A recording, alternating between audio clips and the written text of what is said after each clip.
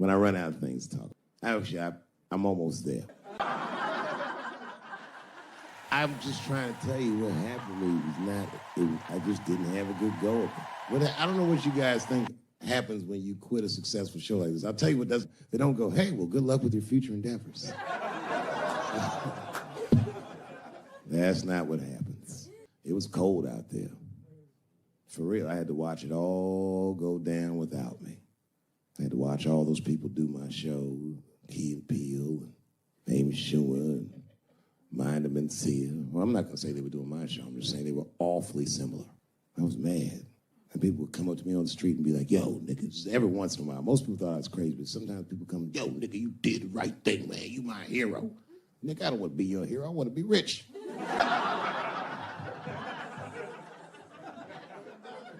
Never choose to be a hero, because heroes die uncomfortable deaths.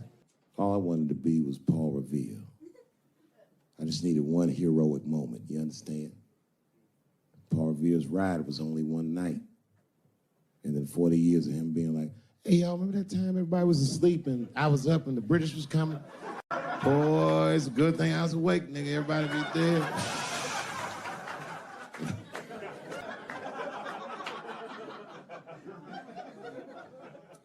That's why I want to start a GoFundMe for Colin Kaepernick. I do, man. I'm fascinated with him. I want to make sure he never has to play football again. He can if he wants to.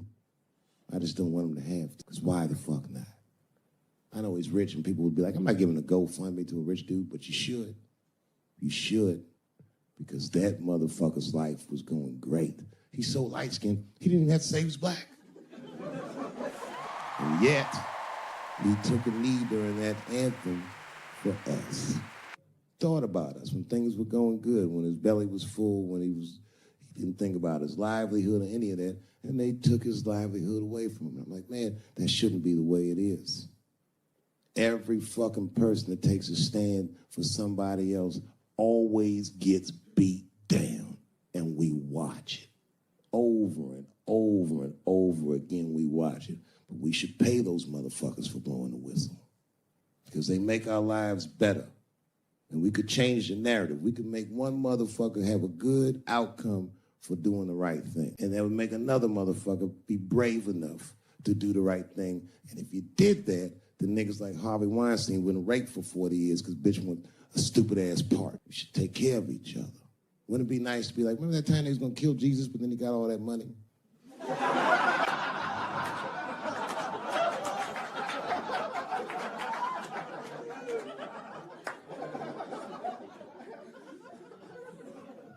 Real talk, man. It's not a racial thing. It's about us making our society better. About like even these women that are coming forward and they will say they're brave, and many of them are. And a few of them sucked the dick and got buyer's remorse.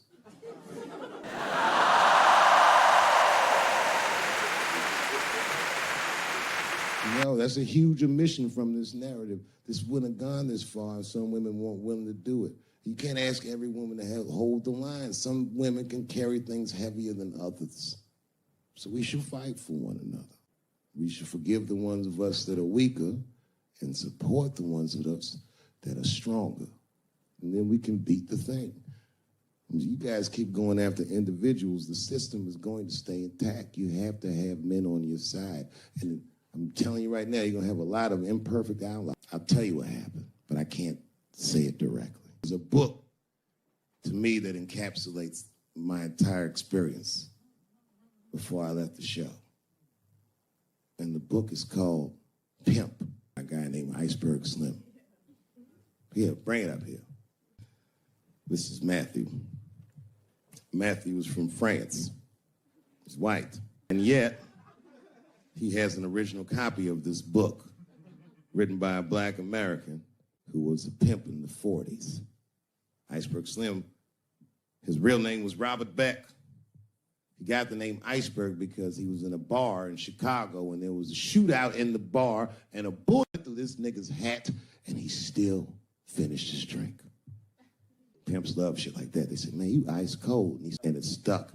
This book is so heavy in the front, it has a glossary of pimp terms because the ideas are so foreign to the American ears. For instance, Do you know what the phrase mileage on a hoe means? Of course you don't. Mileage on a hoe is a very wild concept. It means that pimps understand there's a finite amount of bad shit a person can do before they'll lose their fucking mind. And a good pimp can look at a woman that he's never seen before and call it, she's good for 500 fucks. That's her mileage. Anything over that bitch is gonna spend. They do it to you. Why the fuck you think most of us work from 9 to 5? Because 9 to 6 might kill a bitch. Iceberg Slim was the one that broke down what a bottom bitch was. Does anyone know what a bottom bitch is? Anyone? What's a bottom bitch, sir? That's exactly right. You black? That's right. A bottom bitch is a pimp's #1 hoe. She's even a bitch that helps him keep the other bitches in line.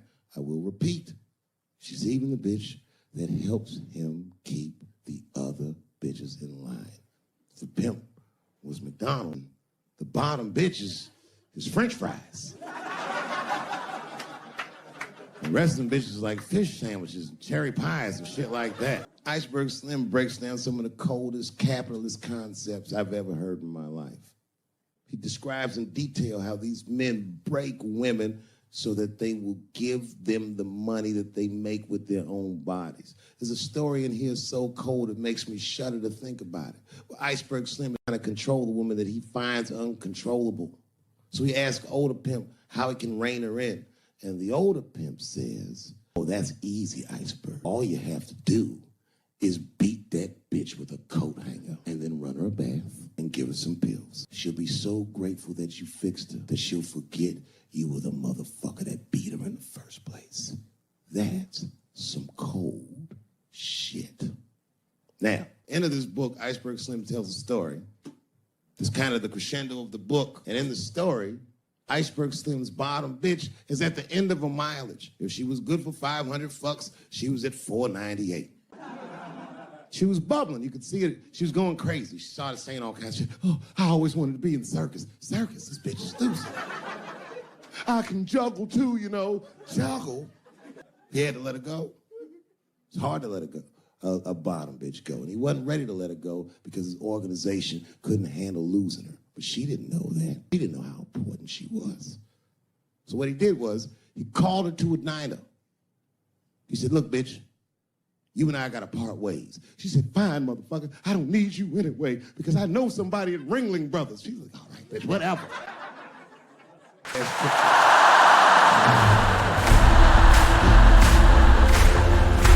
You get paid, I get paid, and we go our separate way. She said, fine, motherfucker, what do you want me to do?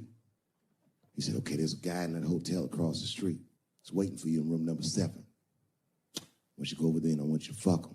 But before you do, I need you to put some of this stuff in his drink. And then he's gonna fall asleep. When he does, there's a briefcase under his bed. Bring the briefcase to me. That's the trick, bitch. Can you handle it? She said, fuck yeah, I can handle it. And I can't wait to get rid of you. And she ran outside, jumped on a unicycle and pedaled across the street. And Iceberg watched her. He was like, man, she's pretty good. Man, if I never jerked off in her face, maybe she would have been in the circus right now. For a real long time. Real long time. So long, in fact, that Iceberg got a little worried. But then, suddenly, she came back. He said, what's going on, bitch? Where's the briefcase? She said, I didn't get it, Daddy. He said, what do you mean you didn't get the briefcase, bitch? What's wrong with you? She said, oh, I did everything you said, but that man don't look right. Something wrong, Daddy. He said, what do you mean something's wrong, bitch? Did you put that stuff in his drink? She said, I did everything you said, Daddy. I put all of it in his drink. He said, wait a minute, bitch. Wait a minute. You put all of it in his drink? Now he had to see two of them go across the street to the motel, and they go into room number 7, and on the bed, laying lifelessly, is the white man that she was supposed to fuck. You right, bitch, she don't look good. What the fuck? So he called a friend of his that was a doctor that was close by. And the doctor came in, gave the guy a thorough examination, and told them both what was obvious. Slim, this motherfucker is dead. Oh, God, Daddy. Oh, no, we killed him. He said, calm down, bitch. We didn't do anything. You killed this motherfucker. And he reached under the bed with the briefcase, popped it open. It was filled with money. More money than any of them had ever seen. And Iceberg took a little bit of the money and gave it to the doctor, and the doctor left discreetly. I'm gonna owe these motherfuckers a big favor. Oh, God, Daddy, please. I don't want to go to jail. Neither do I, bitch, so will you shut up? She heard him mumbling on the phone a little bit. He hung up the phone, and she was pacing the room, and he was just standing there cool, and they were waiting, and then suddenly a van pulled up downstairs. Two guys get out with a carpet. They walk upstairs. They roll that carpet out on the floor. They throw the body in the carpet. They roll that motherfucker up like a burrito. They pick that shit up, and they throw it in the back of the van. They come back up, and Iceberg opens the briefcase again and gives them a little money. He says, I'll get in touch with you guys later. They said, you're not going to get in touch with us at all. We'll find you. He said, whatever, nigga. And they bounced. Oh, God, Daddy, oh, God. He says, relax, bitch. Listen, we getting the fuck out of here. You go downstairs, you get the car. We got to leave separately. When she got the car, Iceberg grabbed that briefcase, waited a few minutes, looked out the window, and then he went down with her. They both got in the car, and they drove off. She was a blubbering mess. Oh, you did all this shit. He said, I told you, bitch, we didn't do anything. You killed a motherfucker, and I cleaned him up. And now we got us a secret, okay? I know I'm not going to tell, bitch. It's you. Oh, no.